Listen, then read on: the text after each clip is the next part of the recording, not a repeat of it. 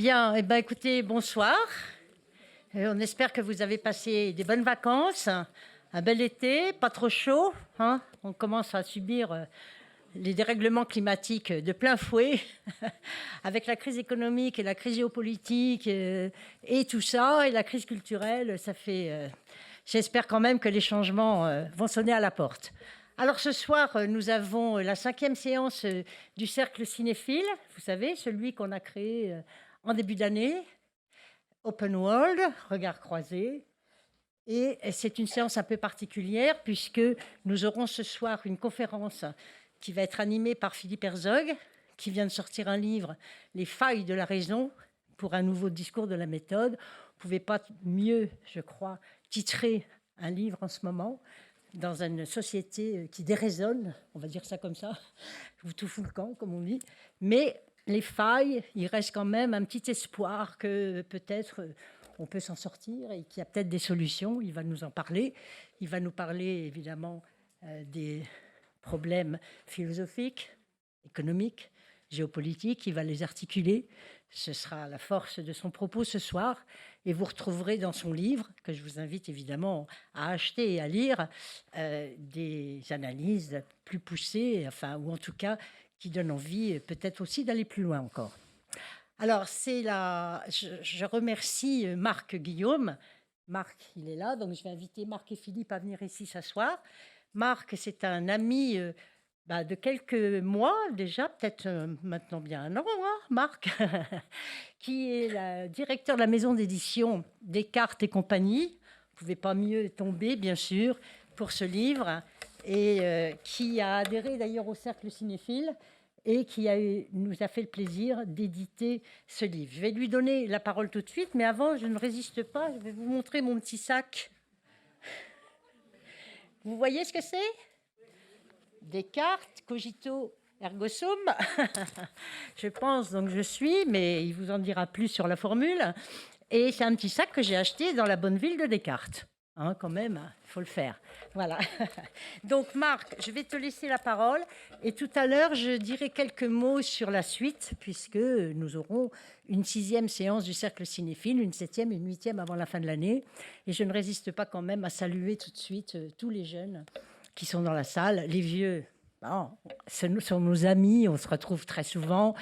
Ça fait du bien, un peu, cette arrivée d'air frais dans la salle. Ils sont 60, ils viennent de l'UPEC, l'université de Créteil, avec laquelle nous avons fait un partenariat. Je veux remercier Frédéric et Zora, qui sont leurs professeurs.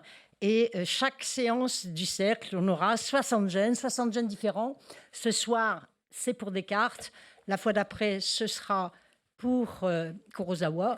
La fois d'après, la Colombie. La fois d'après, l'Afrique. Et puis l'année prochaine, il fera jour. Marc, c'est à toi. Merci, Claude.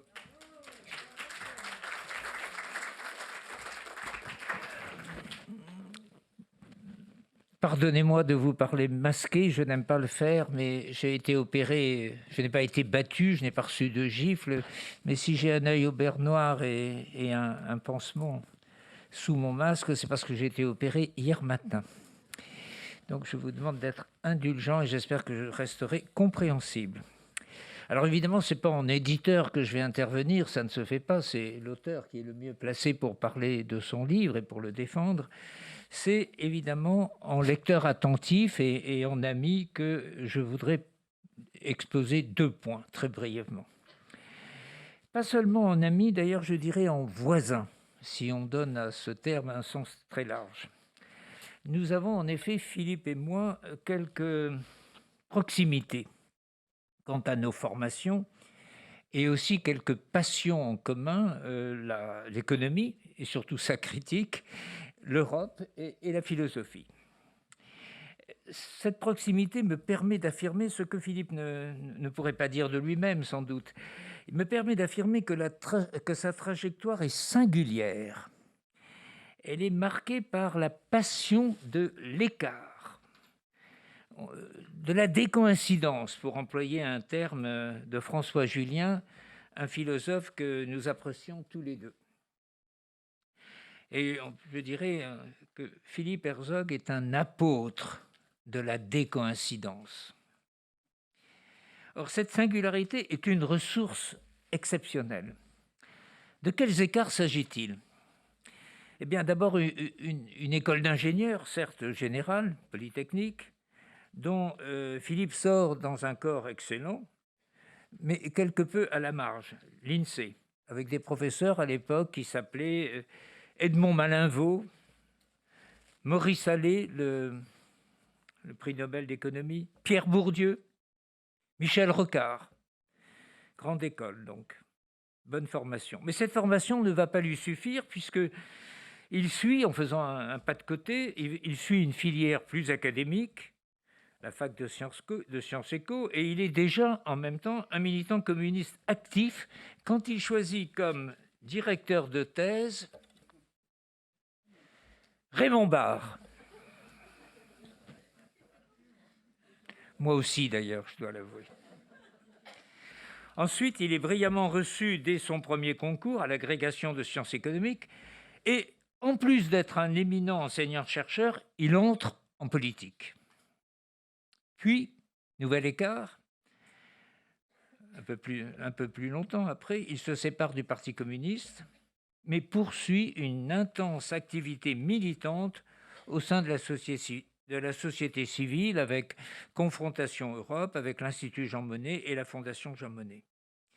Et aujourd'hui, il devient philosophe. C'est rare de la part d'un ancien homme politique. Il devient philosophe tout en créant, avec son épouse, un cercle de cinéphiles original et passionnant. C'est beaucoup pour un seul homme, plusieurs vies.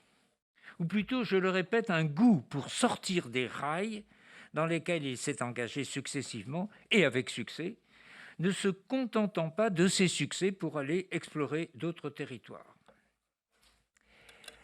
Je voudrais aborder mon second point qui concerne la suite de ce livre, de ce plaidoyer pour un nouveau discours de la méthode. Cela revient à poser la question: quelle méthode de la méthode? Comment aller au-delà du livre? Car ce livre est un manifeste, sa conclusion l'atteste. Philippe aurait pu en faire une introduction. On peut d'ailleurs commencer, certains pourront commencer le livre en lisant la conclusion. Ça dépend de votre mode de lecture personnel. Je le fais souvent. Quand je reçois un manuscrit, il m'arrive de commencer par la conclusion. J'en ai retenu quelques idées forces parmi les principales failles de la raison et les raisons d'espérer quand les risques croissent. D'abord, les limites de la raison économique. Une raison qui nous emprisonne, qui nous déshumanise, une raison économique ultra-libérale, inadaptée à la mondialisation et qui a empêché l'Europe de construire des champions industriels mondiaux. Cet ultralibéralisme nourrit son double, c'est-à-dire une bureaucratie proliférante qui a fait dépérir le principe de subsidiarité, qui a fait dépérir aussi le goût pour une vision politique de l'Europe, notamment en matière de défense commune. Sans abolir le capitalisme, Philippe Herzog nous engage à le transformer de l'intérieur, en commençant par la culture, comme on le fait dire souvent à Jean Monnet, qui sans doute n'a jamais prononcé cette phrase, et en commençant donc par la transmission et par l'éducation qui est en son cœur et qui connaît un désastre en Europe si on met à part le succès relatif d'Erasmus. Alors chacun d'entre nous, convaincu par la méthode que nous propose Philippe, peut maintenant répandre la bonne parole et passer à l'action. Mais comment? En résistant?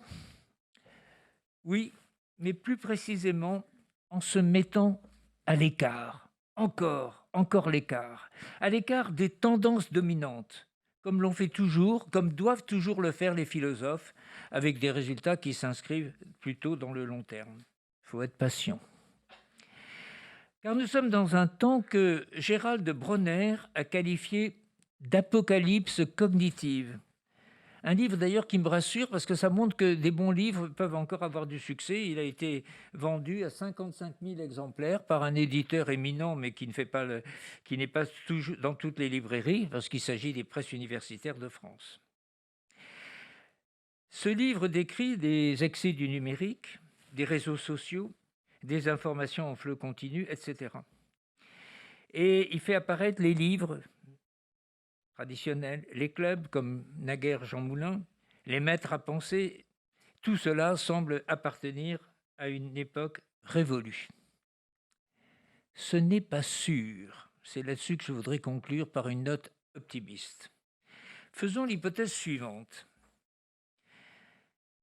On prendra conscience bientôt que les réseaux numériques peuvent être au service de l'intelligence collective quand ils sont bien employés, mais qu'ils sont aussi des vecteurs de bêtises collectives. Et donc cela peut nous inciter à inventer un nouveau mode d'emploi de ces moyens numériques en les associant à la transmission lente et profonde, c'est-à-dire les associations, les groupes solidaires, les ciné-clubs et bien sûr les bons livres, les livres sérieux, les livres clairs et profonds comme celui de Philippe Herzog.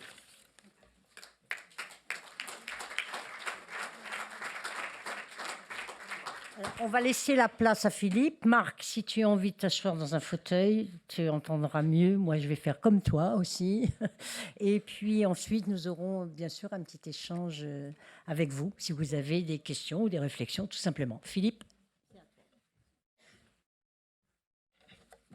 Merci Claude, merci Marc. J'ai aussi une pensée pour mon ami Vézin, philosophe de Touraine, qui habite à 10 km de la ville de Descartes, La Haye Descartes, qui m'a accompagné et qui m'a franchement aidé à mieux comprendre Descartes, car ça n'est pas facile. L'époque a tellement changé, et puis comme mon propos était Descartes et nous, j'avais besoin aussi d'avis de philosophes avisés comme le sien. Si on regarde le dictionnaire, si on lit le Robert en particulier, il définit la raison comme une faculté de connaître, juger et agir selon des principes. Mais lesquels ? Chacun croit ou voudrait croire avoir raison, mais sommes-nous certains de sa valeur et de sa justesse ? Il faut, comme disait Descartes, une méthode pour bien la guider et la partager avec celle des autres, sinon nous entrons en conflit. Et le problème d'aujourd'hui, c'est celui-ci. Saurons-nous élever les facultés individuelles et collectives pour bien faire face à des crises et à des mutations de très grande ampleur ? C'est la question centrale de mon livre. Il conduit à observer que dans le monde actuel, il y a besoin d'une conscience commune, et donc il faut interroger l'histoire. Car partager une histoire doit contribuer à faire un sens commun. Or, dans le monde actuel, les histoires s'opposent, à l'évidence. Donc, réinterpréter l'histoire est un grand enjeu, tant le passé nous divise, ici même, entre Français, entre Européens, et bien ailleurs. Le passé nous divise et l'avenir est obstrué. Quand on se penche sur l'histoire, on se rend compte que ça n'est pas une science comme les autres. Certains disent même que ce n'est pas une science, et je suis assez d'accord avec le grand Paul Veyne.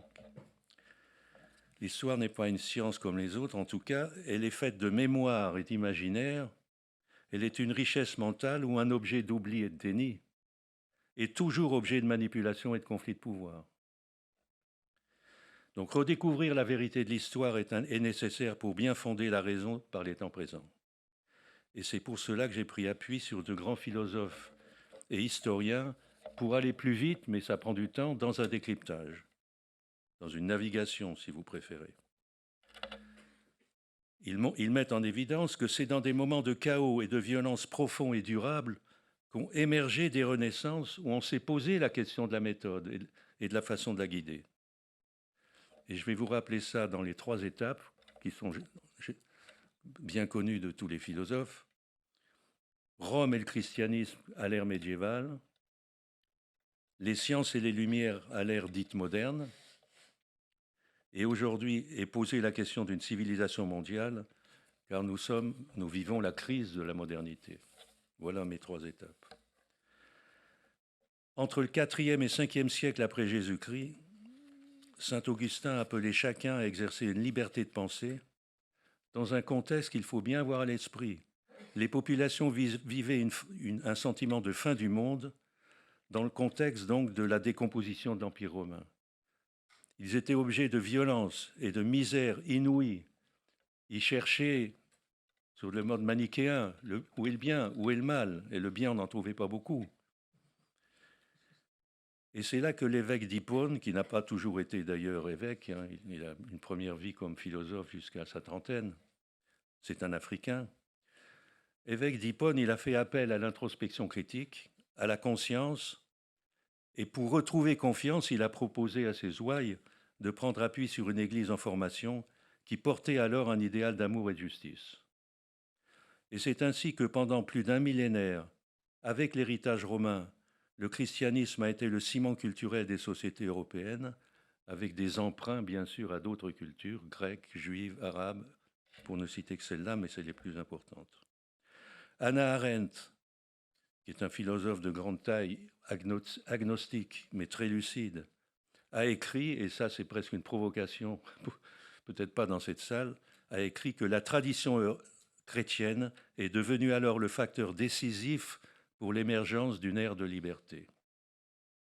Il faut encaisser ça et il faut le comprendre. Ceci est derrière nous précisément, mais certains de ces legs demeurent, et si j'en ai un à citer, c'est la notion de personne humaine d'égale dignité, notion qui était inimaginable auparavant, tant tout était hiérarchisé. Mais les églises se sont abîmées et déconsidérées pendant des siècles dans des enjeux de pouvoir et de domination tels que Voltaire a pu appeler à écraser l'infâme.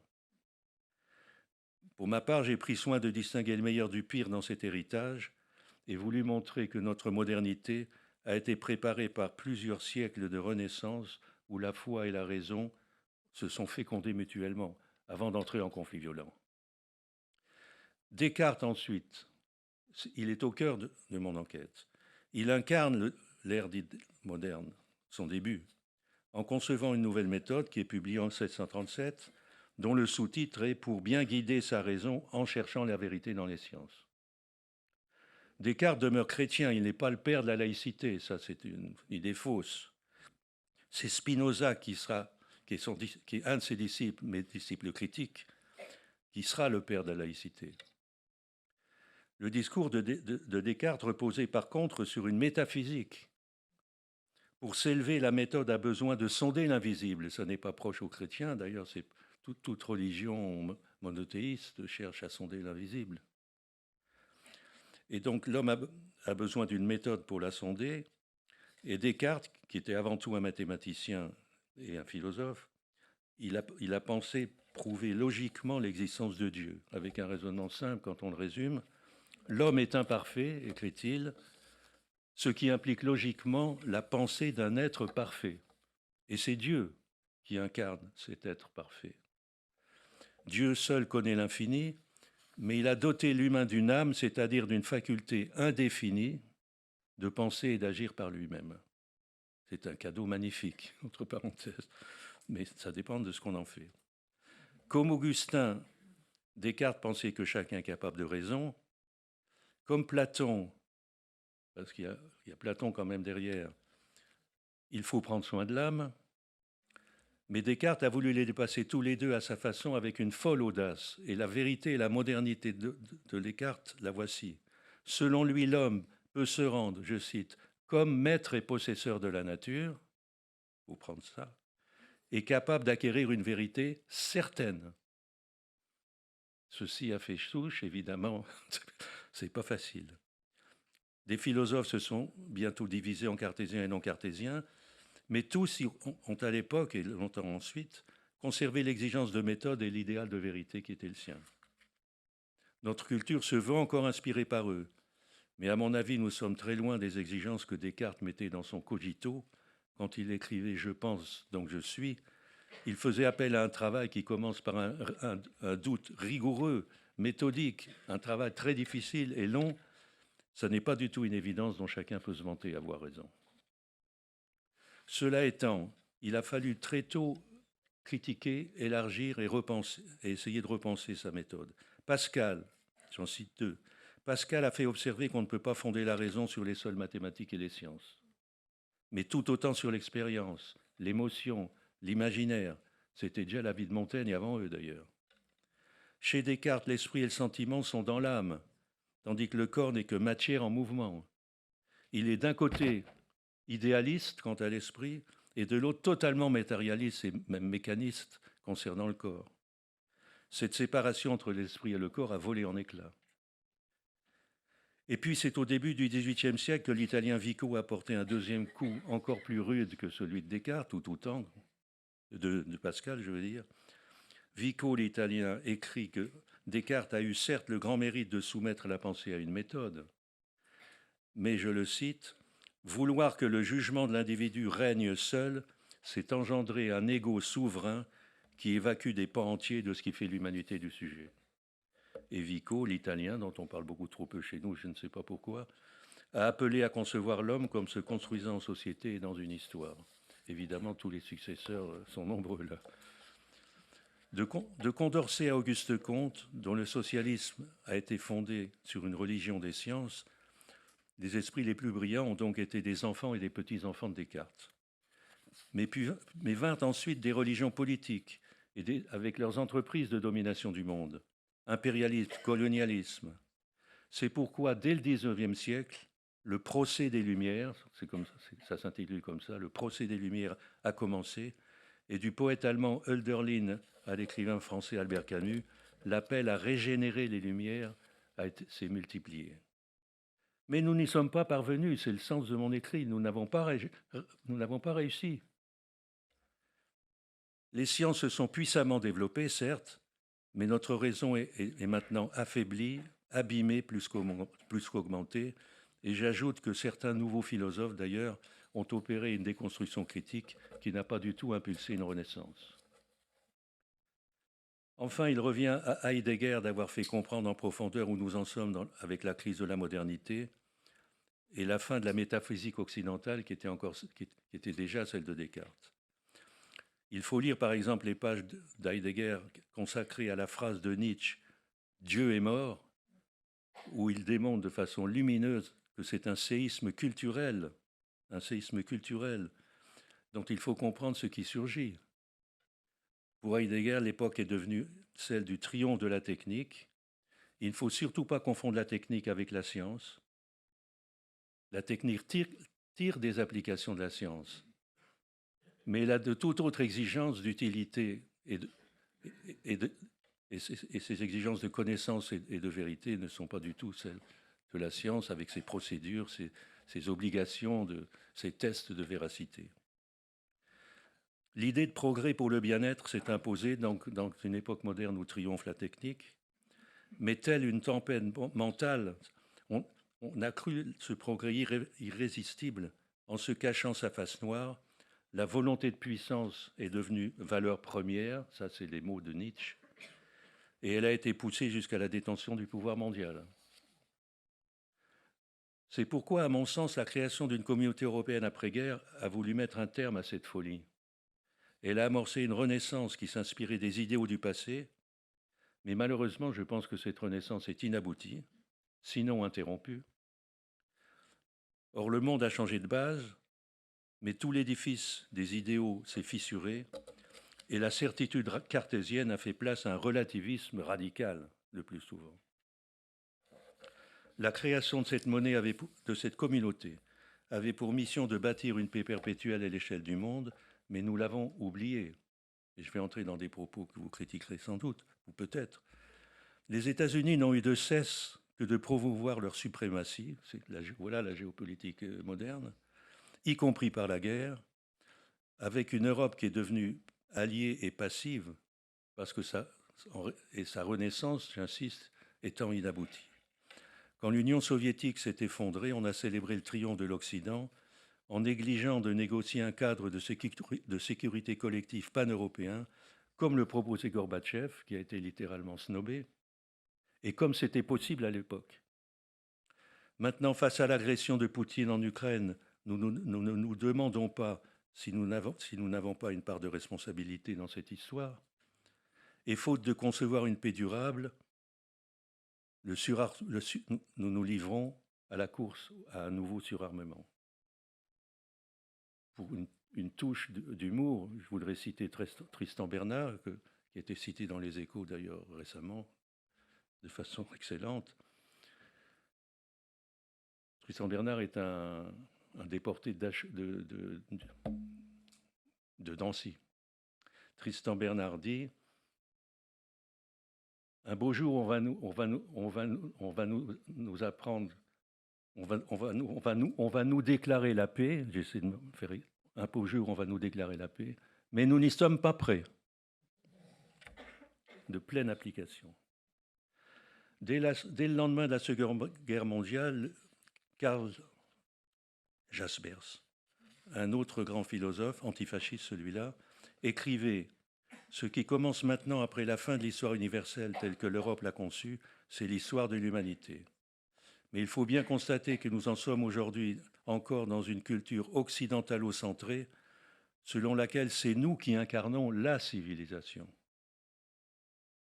Ceci reste incrusté dans toutes nos mentalités. La mondialisation est ravalée elle-même à une compétition où l'Occident souhaite rester supérieur, où nous voulons rester supérieurs aux autres, ou en tout cas garder nos acquis et nos privilèges. Alors qu'il faudrait contribuer d'égal à égal à créer une civilisation mondiale fondée sur le bien commun. On reparle de citoyens du monde, entre parenthèses.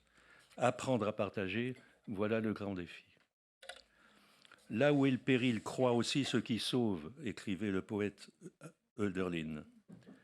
Je prends ça comme une incitation à bien situer où se situe le péril aujourd'hui, en explorant les failles de la raison, parce qu'il faut les réduire, les régénérer, les partager, dans les 3 domaines imbriqués qui forment une civilisation, c'est-à-dire, définition, ce que des sociétés partagent sur des territoires pendant de très longues périodes, une culture, une économie, un espace politique.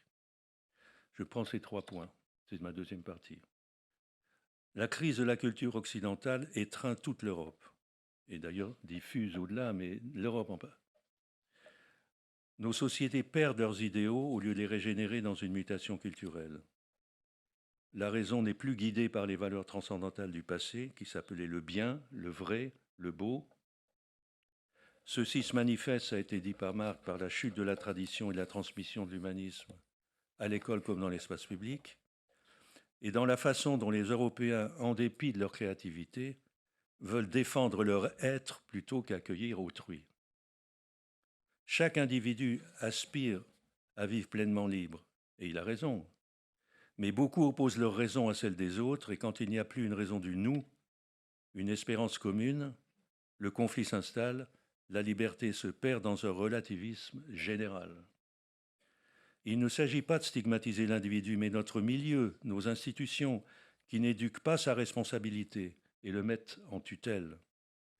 Ainsi, la révolution numérique bouleverse tous les codes de pensée et d'apprentissage des Lumières, sans qu'aucune appropriation collective critique de ces nouveaux outils et de leurs usages n'ait été vraiment menée, malgré pléthore de petites critiques, mais jamais à l'échelle d'une société. Quant à l'éthique, elle est devenue une simple affaire de droit et déléguée à des juristes. L'hypertrophie des procédures, des règles et des contrôles publics, ainsi que le capitalisme de surveillance, engendrent de nouvelles formes de soumission et d'aliénation déshumanisantes, sans compter les inégalités profondes de patrimoine et de ressources. Nonobstant leur utilité, loin d'être gratuits par ailleurs, les coûts réels de ces services numériques pour la société sont masqués. Dans les siècles de pré-Renaissance, le mot humaniste désignait quoi? Des ingénieurs ou qui? Des imprimeurs qui diffusaient les œuvres majeures de la religion et de la science. Qu'est-ce qu'un humaniste aujourd'hui? Que valent nos valeurs quand la science est confondue avec ses applications? Et quand un rationalisme mou tourne le dos à la règle première de la méthode de Descartes, c'est-à-dire le doute? Comment ne pas se soucier d'une création éthique, comme le faisait saint Augustin, combattant les manichéens, quand il sollicitait une capacité d'introspection critique pour démêler le bien du mal? C'est à chaque individu de démêler, et il le peut, s'il le veut. Comment faire société quand le calcul coût-avantage envahit l'espace mental, sans plus nous poser les questions ancestrales du don et de l'amour? L'art aide à réinventer et à accorder les temps, à combler des manques, mais il ne peut pas tout. Ce n'est pas l'objet de mon texte, mais il faut quand même le dire. La valeur éducation, dans ces conditions, n'est plus ce qu'elle était. Voyez à quelle hauteur on voulait elle a existé. Dante, 13, 14e siècle, a écrit « Éduquer, c'est apprendre l'homme à se rendre immortel ». Nietzsche, « Éduquer un homme, c'est pour en faire un homme ». La crise de l'école en France et en Europe s'aggrave, mais elle restera largement minimisée, car on ne veut pas voir l'essentiel, la dégénération des contenus scolaires. Les savoirs descendent de l'élite méritocratique, le plus souvent coupés des réalités d'expérience personnelle de la vie. J'apprends les mathématiques, on les enseigne, il n'y a plus d'exercice. La folie furieuse. On essaie de réhabiliter les apprentissages, mais de façon subsidiaire, sauf dans certaines classes, évidemment. Mais de toute façon, on essaie de réhabiliter les apprentissages, mais sans réviser l'enseignement général, et celui de l'histoire, singulièrement celle des autres nations du monde, qui est nécessaire pour une compréhension mutuelle, reste d'une faiblesse consternante. Tout comme l'école, et je n'y insiste pas, l'espace public et médiatique entretient aujourd'hui cette crise de la culture. Deuxièmement, j'en viens à l'économie, on désigne par système économique le champ des activités de production et reproduction des biens. Il faut toujours partir de la définition des mots. C'est un conseil pratique d'ailleurs pour les études. Donc, système économique, c'est le champ des activités de production et de reproduction des biens qui répondent aux besoins d'une société. Besoins essentiels ou factices, ou comme vous voudrez, mais qui répondent à des besoins. Au long des millénaires, le système économique a été le lieu de hiérarchie, esclavage, etc., et d'obligations mutuelles entre les hommes, dans un monde fragmenté. En Europe, la formation du capitalisme a reposé sur une vaste extension du marché, de la propriété et de la sphère privée. Ça n'était pas le cas. Ceci a entraîné une grande mutation de l'homme et de la société. L'individualisme s'est développé et l'économie s'est émancipée de la société, de son vouloir collectif en quelque sorte. Le marché est ensuite devenu mondial avec les mêmes conséquences, mais pas de façon uniforme, car chaque région du monde a sa propre histoire et réagit à sa façon. Pour ce qui nous concerne, ma thèse est qu'il faut faire rentrer l'économie en société pour pouvoir assumer de nouveaux choix collectifs humains et écologiques avec une véritable maîtrise publique et sociale. Et ceci n'est pas possible sans engager une ère nouvelle de coopération dans le monde et en Europe en particulier. Les promoteurs du capitalisme européen l'ont justifié par le formidable essor de l'innovation technique, incontestable, avec une croissance continue des biens disponibles concrétisant le progrès, incontestable. Mais ils ont imposé une conception réductrice de l'homme réduit au consommateur et ils ont généré en même temps de nouvelles formes d'inégalité. Ce n'est que depuis la crise de 1929 et la Seconde Guerre mondiale qu'une conscience et une volonté de maîtrise publique se sont affirmées avec la révolution keynésienne dans la pensée économique et par le développement des biens publics. L'intervention de l'État sur le territoire national en a été le moteur, avec à l'époque un horizon temporel de plein emploi planifié qui a fait l'objet d'une sorte de contrat social implicite, une ardente obligation, disait le général de Gaulle. Ou encore une programmation d'espérance, comme disait mon mentor Claude Ruzon. C'est fini. Dès les années 1980, la contre-révolution friedmanienne a affirmé la primauté de la valeur du patrimoine privé sur celle du travail, travail qui est pourtant, travail et sa création, qui est pourtant le socle de la richesse des nations. Sur un marché mondial, la maîtrise de l'État, la maîtrise sur le territoire national est maintenant minée, mais les stratégies autoproclamées de l'Union européenne ne vont pas sans biais et sans effets pervers sur lesquels je ne peux pas m'étendre, mais dont je parle dans le livre. On essaie de mieux faire pour endiguer la dégradation de l'environnement, c'est certain. Mais nous dépendons toujours autant des énergies fossiles et nous minorons les nouvelles formes de dégradation des capacités et du cadre de vie humain, témoin la chute de la qualité de l'éducation. J'admire les efforts de tous ceux qui entreprennent de redonner vigueur à des espaces et des industries locales avec les nouveaux outils informationnels et avec les moyens disponibles, ainsi qu'avec le souci de l'ouverture transnationale. Mais ces efforts demeurent contraints et subordonnés aux intérêts et aux décisions qui forgent la macroéconomie financière en vigueur, et donc on a commencé à faire le procès, je ne suis pas le seul, mais qui est indispensable, évidemment. La macroéconomie n'explique pas tout, mais elle surplombe, en particulier au plan monétaire et financier. Le système économique actuel court aujourd'hui de crise en crise. Avant même le Covid et la guerre en Ukraine, la cohérence entre la production de biens et services et les besoins essentiels n'était plus assurée, on le voit ces jours-ci, et l'interdépendance se fissurait.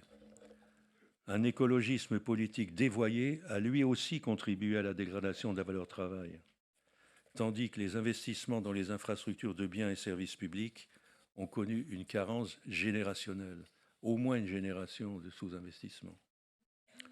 La structure actuelle du capitalisme fait penser à la tunique de Nessus, ce cadeau légendaire, empoisonné, fait à Achille, dont il est mort quand il l'a revêtu. Une répartition des rôles asphyxiante s'est en effet créée dans un couple qui réunit les géants du capitalisme financier et technologique globalisé et le pouvoir public d'État, devenu leur otage et leur complice. Otage et complice. L'État est commis de fournir des pansements sociaux, quoi qu'il en coûte, aux maux, au pluriel, d'un système profondément inégalitaire et gaspilleur. Changer de structure, on en parle et je donne mon point de vue. Ce serait engager une grande transformation des rôles et des relations du public et du privé. Loin de vilipender l'entreprise en soi, j'en ai plutôt aux géants globalisés dominants. L'entreprise, c'est une nouvelle grande institution de l'époque moderne. Mais elle va devoir, et d'ailleurs ça commence, devoir contribuer fortement à revaloriser le travail et la formation et la création de biens publics, en partageant des responsabilités avec un État qui lui-même doit être rendu beaucoup plus proche de la société, radicalement décentralisé, et tous deux faisant appel aux forces vives d'une société civile qui est seule à même de bâtir les nouvelles solidarités. On pourrait ainsi s'extraire de la régulation technocratique à l'œuvre au sein des États et de l'Union européenne, qui est qualifiée de fonctionnelle parce que fondée sur la sauvegarde d'un système économique myope, déshumanisant et anti-coopératif. Faire de la compétition l'alpha et l'oméga de la règle au sein de l'Union, fût-ce en tolérant des dérogations, c'est à cet égard une aberration. Réformer le marché et le financement serait au cœur d'une refondation de l'Union qui ferait appel à la participation des individus et aux coopérations entre les peuples européens. Le but, je répète, est d'ouvrir une nouvelle ère de solidarité ici et dans le monde. Et j'en viens à la politique. Troisième point, c'est un espace public, la politique. Là aussi, il faut des définitions. Je prendrais plutôt celle de Hannah Arendt, qui était partager des paroles et des actes. Mais en tout cas, c'est un espace public où l'on ne partage pas que des raisons, mais aussi des identités et des vies. L'économie, c'est des vies, ce n'est pas des mécanos. Il faut quand même, au bout d'un moment, comprendre ça, mais essayez. L'idéal est de faire de la politique le cœur d'une société où l'on partagerait vraiment des valeurs et des engagements fondamentaux en œuvrant à la paix avec les autres régions. Ainsi conçue, la politique ne se réduit nullement à l'exercice de l'État, cette institution moderne où Hegel et d'autres ont cru voir le sommet de la raison. Par contre, une démocratie conçue comme une cité, une maison du peuple, voilà l'idéal. Mais la démocratie libérale dite représentative échoue à l'incarner.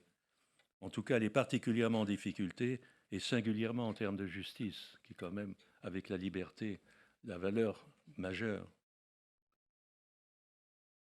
Et notre politique oppose toujours les amis de l'intérieur aux amis de l'extérieur. Il faut quand même... C'est Carl Schmitt qui a flirté aussi avec le régime nazi, enfin, tout sans être un nazi lui-même d'ailleurs, et ça n'a pas duré, pour dire toute politique de façon ancestrale a été fondée sur une coupure entre les amis et les ennemis. Carl Schmitt a vu juste. Après, on n'est pas obligé de le suivre dans l'analyse et les façons de réagir. Permettez-moi de revenir sur notre culture politique. Un petit détour encore dans l'histoire. Ça vaut la peine.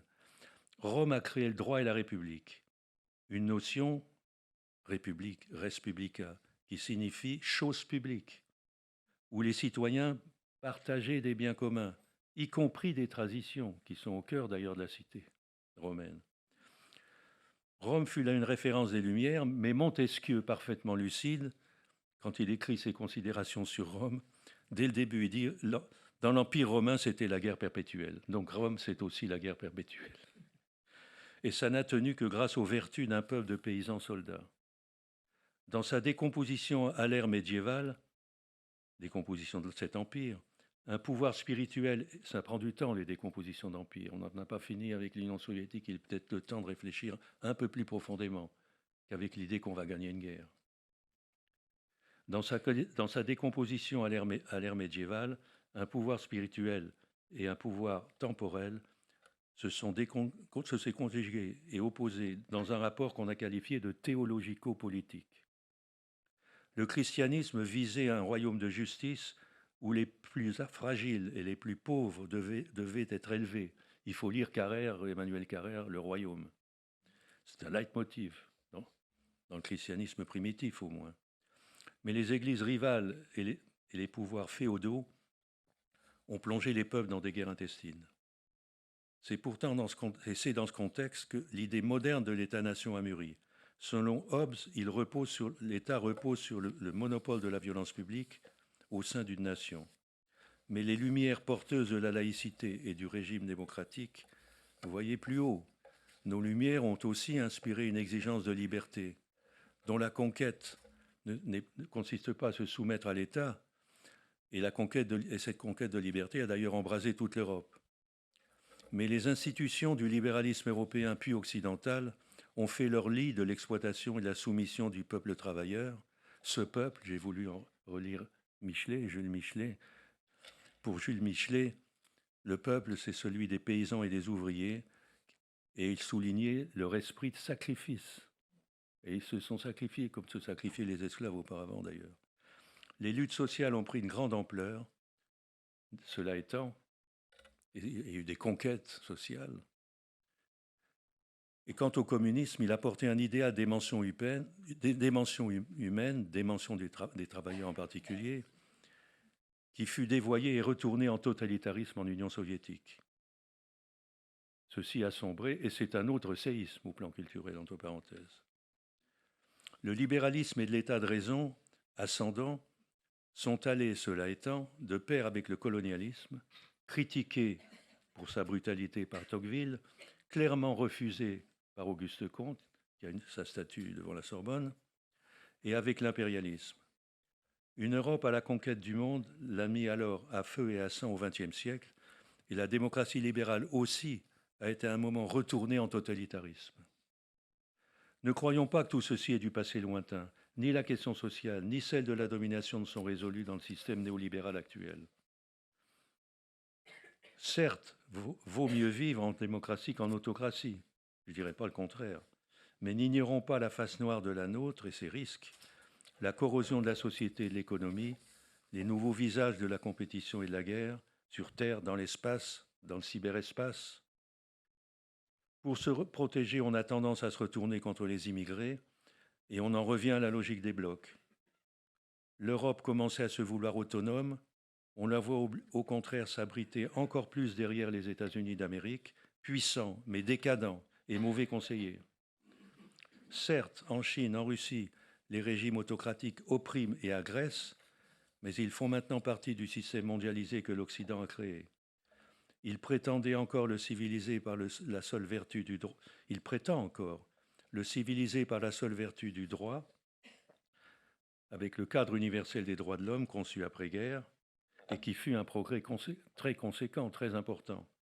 Mais là encore, gare aux dégénérations et aux oublis, l'Occident mobilise les droits de l'homme à géométrie variable en géopolitique, et il se sert du droit économique international selon ses propres intérêts de façon évidente. Un droit commun de toute l'humanité reste à forger. Ainsi, prendre soin de la communauté européenne exige de ne plus se cacher qu'elle est malade et en grand danger en raison de ses propres tares. Elle perd son âme, pour ainsi dire. Contrairement à l'idéal des monnaies Schuman, l'Europe est devenue une coalition d'États et non pas une fédération de peuples.